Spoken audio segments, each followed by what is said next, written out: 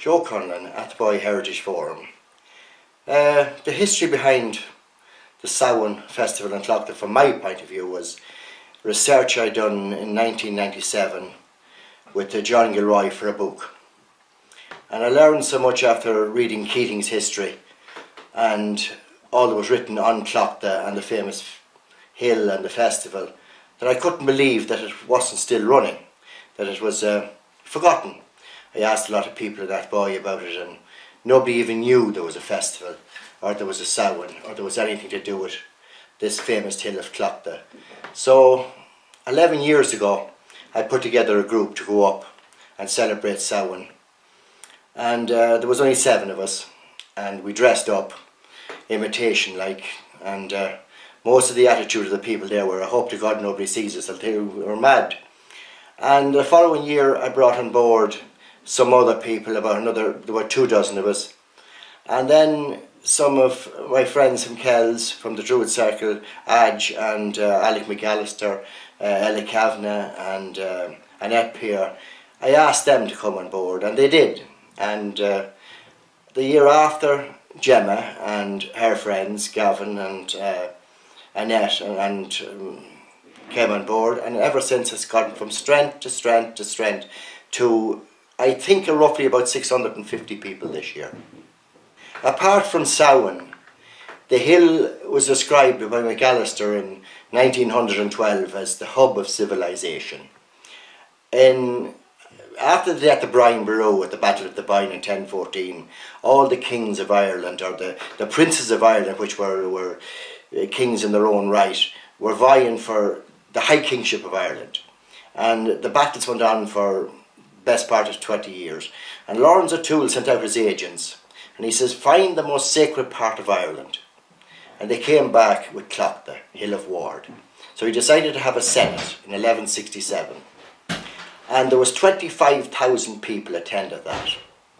And 41 years later, 2 of the men, there was young men at that senate, was at the signing of the Magna Carta in England. So that has tremendous significance with world and European history. As well as that, when the Romans were in Britain, the only people they feared were the Irish Druids from Tlachtga that was in Cornwall. That was the only people feared by the Romans. The decline in the Samhain ceremony would have started taking place around the 15th century. Then we had Cromwellian soldiers spent 4 years camped on Tlachtga, and that would have broke the spirit of Tlachtga, because anything soiled by Cromwell would not be a place to visit or go to. It would have very black overtones for Irish people. So I think after that it was looked more as to be shunned rather than be celebrated. So why is Samhain important, and why do we celebrate Samhain? Well, Samhain is the traditional Celtic New Year. The Celts believed that that darkness gave birth to light, so that the New Year was always celebrated as you moved to the darkest point of the year. And on Samhain night, the sacred fire was lit at Tlachtga, and people would come on pilgrimage from all over the country to take embers from the sacred fire and to bring them back to their villages, to their settlements. On that night, all of the settlement fires would have been put out and the world would have been plunged into darkness. So you can imagine people waiting for the people to return from the hill, carrying the sacred embers to reignite their fires. This was the time that the veil between the worlds was at the thinnest, when the spirits of the dead walked abroad, when the fairies and the demons and everything came out to play. And this was a world of darkness. It was also the time when the local shamans or witch doctors or cunning folk would commune with the spirits of the dead in order to bring back revelations to their villages, words of wisdom and knowledge that they would gain from the spirits of the ancestors to bring back in order to rejuvenate the village. For they believed that before the light always came the darkness. They believed that this time that the veil between the worlds was at its thinnest, and that the spirits of the dead would rise out of the spirit world and walk amongst them. It was the time when the shamans or the witch doctors would commune with the dead in order to bring back knowledge and wisdom to the tribes and to the people for the forthcoming year. The fairies walked abroad at Samhain too, and if you should so set foot into a fairy mist on Samhain, be very, very careful, for you do not know when you might return to your home. To Tlachtga they came to light the sacred fire, the most sacred fire The name in all the Tlachtga land. actually means earth spear, because Tlachtga herself was a goddess of lightning bolts. Now, we believe that she's pre-Celtic, that she goes maybe back as far as the Firbolg, and that she actually has strong connections to the Calia, who is a goddess of the earth itself. So she has a number of different aspects, and also she has her well, so she's a multifaceted goddess. But her story itself is quite an interesting one, because what it actually tells us is how the form of worship changed over a period of time. Now, the most feared of all of the druids in Ireland was the one-eyed druid Mag Rua. And Mag Rua had a fair daughter named Tlachtga.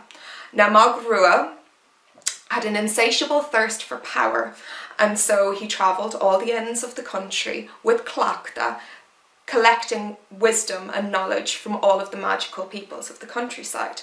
And together they built the Rath, which is a great spinning wheel of fire that used to carry them across the sky. And once they had exhausted all of the people of Ireland and felt that they could no longer take any more knowledge from them, he decided to travel. It is said any who looked upon it would be instantly blinded.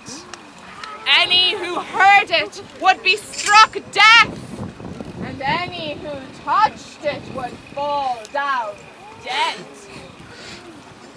To the ends of Ireland they travelled, seeking out knowledge in an attempt to quench Mag Rua's insatiable thirst.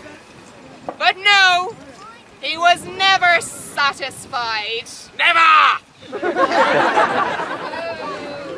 Mag Rua had heard tell of a sorcerer in Italy by the name of Simon the Magus.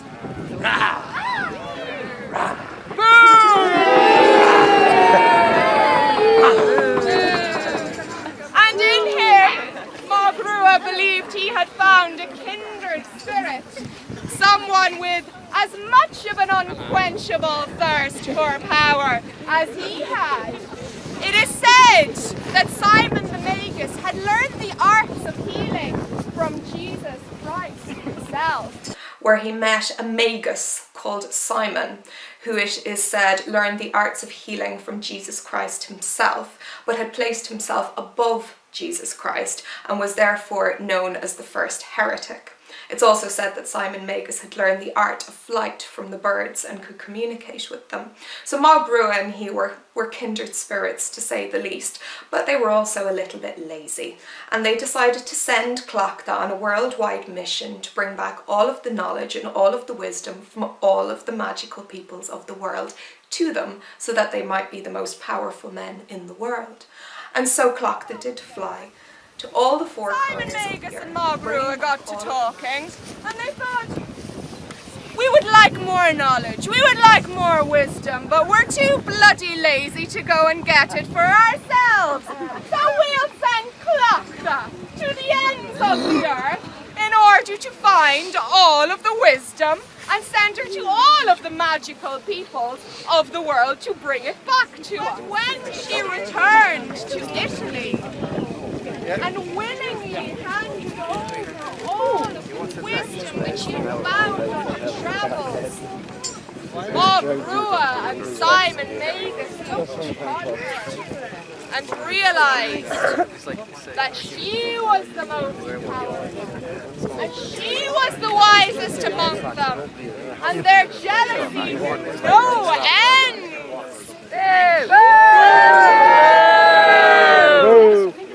And so it was that Ruith and Simon Magus handed Tlachtga over to the 3 sons of Simon Magus. And they took her, and they defiled her.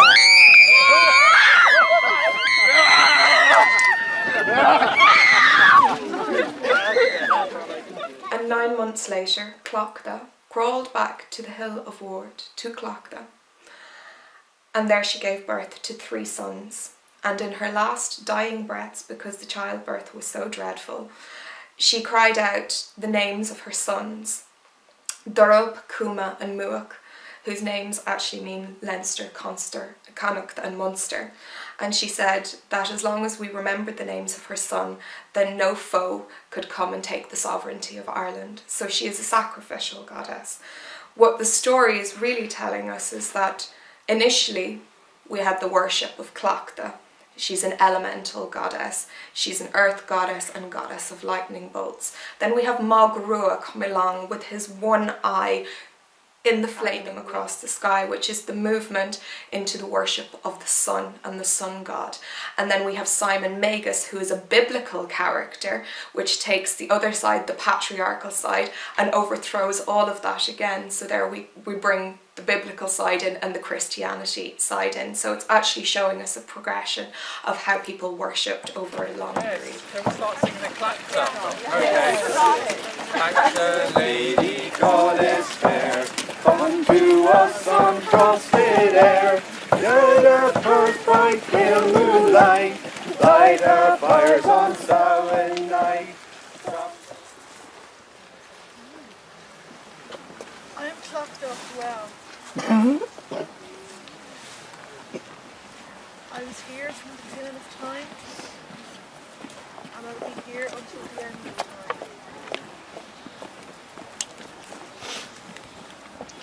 I give you a blessing for the coming year, that your lives shall be filled with abundance, joy,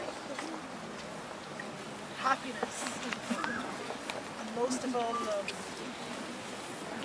Blessings to all here. So motivating. On your way to the hill.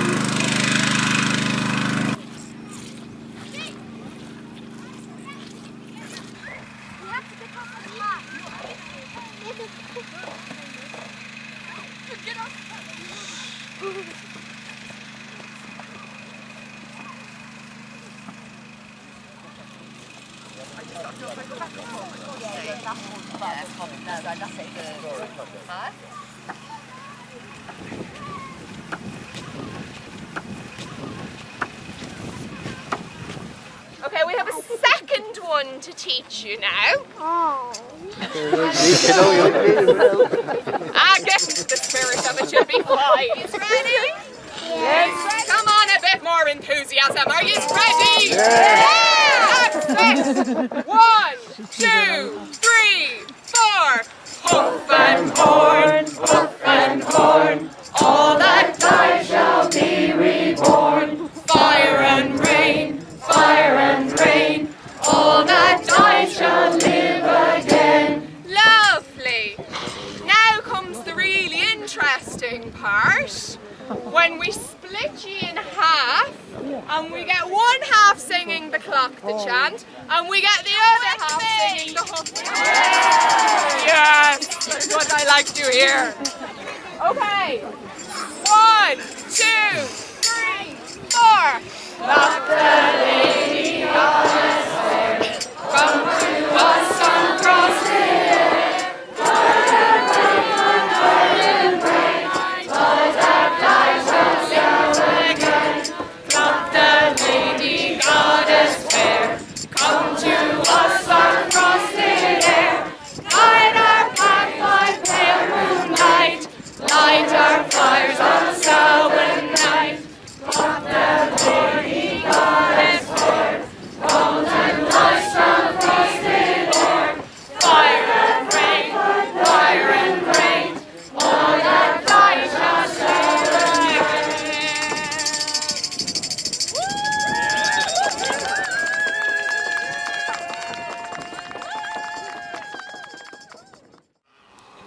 Please raise your voice. It's important that those you have lost are remembered here tonight.